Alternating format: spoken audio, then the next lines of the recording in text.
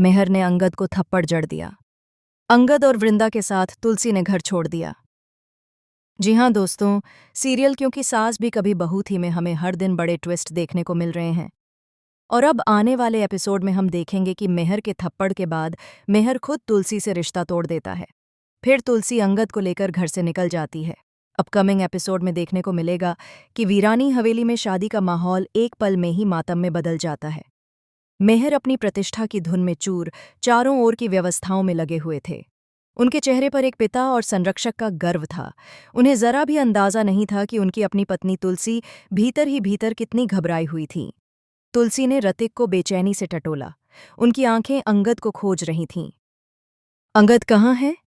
उसकी आवाज में छिपा डर हर बीतते पल के साथ गहरा होता जा रहा था।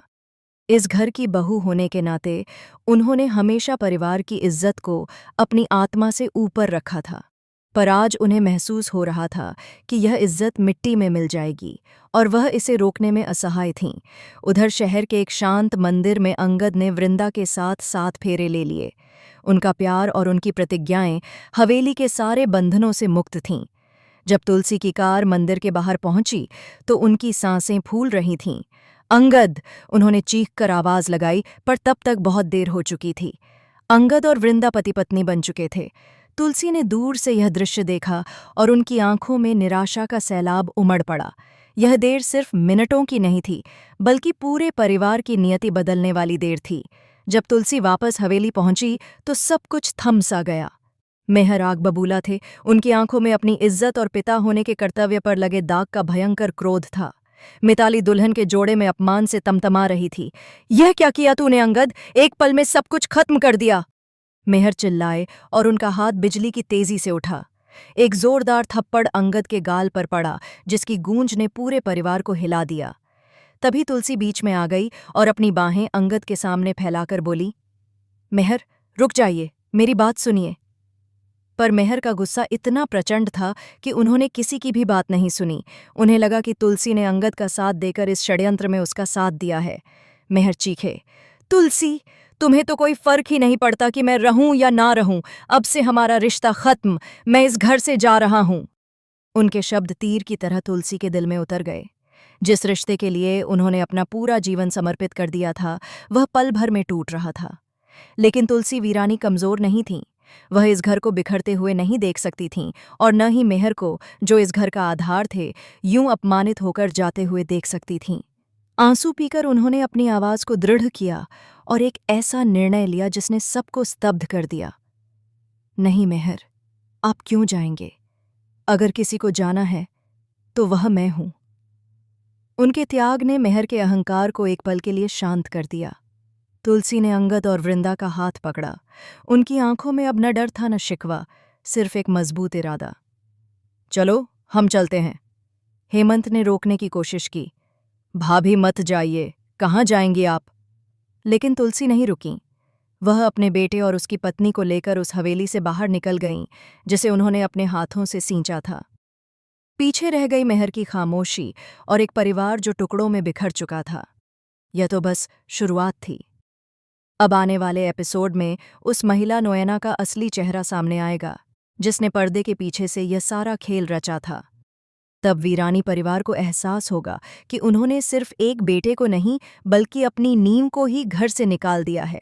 यह ट्विस्ट दर्शकों को झकझोर कर रख देगा। आज के एपिसोड में अंगद, जिसका दिल वृंदा के लिए धड़कता था, बेचैन था। उसने तुलसी को अपनी आखिरी उम्मीद समझा। माँ, मेरी मदद करो, मुझे वृंदा को उनके पिता से मिलवाना है। पर तुलसी की आंखों में निराशा थी। अंगद, तुम जानते हो यह आसान नहीं है। तुम्हारे पिताजी वृंदा को स्वीकार नहीं करेंगे। चीजें अब पहले जैसी नहीं रहीं। अंगद टूटने लगा, पर फिर भी बोला, मिताली जरूर गठबंधन तोड़ने आएगी। मुझे उस पर संदेह है। मैं उसका इंतजार कर रहा हूं। शाम ढलने लगी और अंगद की बेचैनी बढ़ती गई। आखिर उसने मिताली को फोन मिलाया। अगर तुम अभी नहीं आई तो मैं तुम्हारे जुए के सारे सबूत पिताजी को दे दूंगा।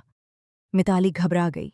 उसने कहा, मैं मान जाऊंगी, बस मुझे कल तक का समय दो। मैं शादी भी नहीं करना चाहती क्योंकि मैं तुमसे प्यार नहीं करती।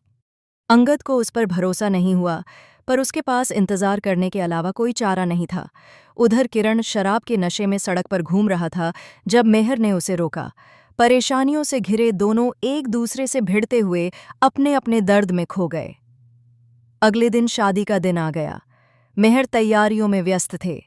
गायत्री ने पूछा, आप मिताली की शादी अपने घर से क्यों कर रहे हैं?